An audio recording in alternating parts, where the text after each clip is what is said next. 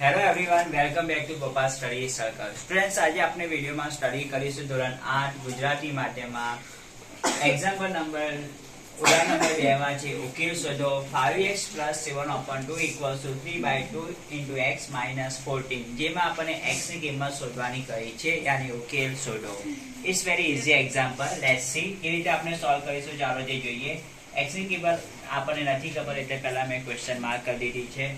First of all, copy the question. હું પ્રશ્ન ઉતાર લઉં છું. 5x + 7/2 = 3/2 × x - 14. ઠીક છે સ્ટુડન્ટ્સ? ચલો હવે શું છે, આના છેદમાં કઈ છે નથી તો હું સમજી લઉં છું 1, અને આના છેદમાં પણ કઈ નથી તો હું સમજી લઉં છું 1.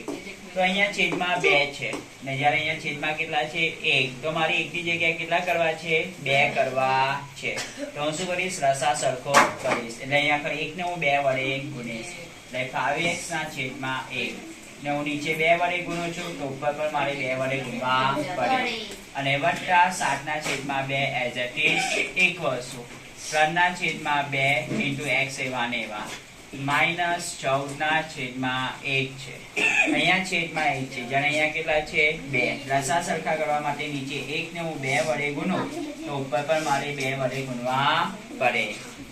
Therefore, હવે અંશ અંશનો ગુણાકાર એટલે 5 × 10 × x ના છેદમાં 1 2 વત્તા 7 ના છેદમાં 2 એવા ને એવા = 3 ના છેદમાં 2 × x એવા ને એવા -14 28 ના છેદમાં 2 એકા 2.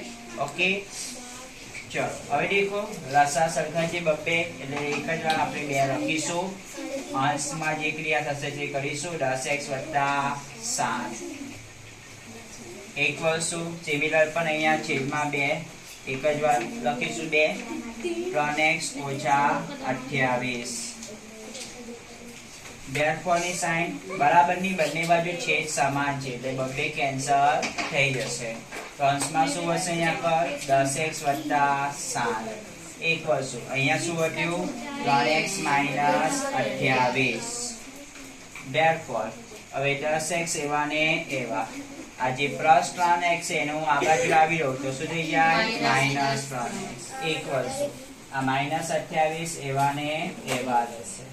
આ +7 નું તે તરફ જઈએ તો શું થશે -7 થશે.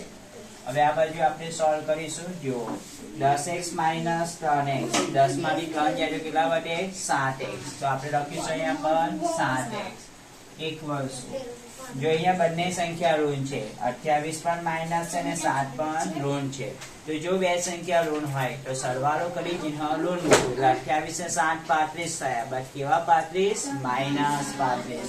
તો આપણે અહીંયા લખીશું -35. Therefore હવે આ 7 અને x વચ્ચે સાનો સંબંધ કહેવાય ગુણાકાર. 7 ને તે તરફ લઈ જાય તો શામાં આવે ભાગાકાર. તો આપણે x બરાબર લખીશું -35 ના છેદમાં 7. તો therefore x = 7 × 5 = 35. તો શું આવ્યો આપણો આન્સર -5. એટલે x બરાબર આપણને આવ્યા -5.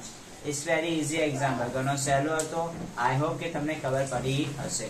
So wish you all the best and good luck for this work. Thank you.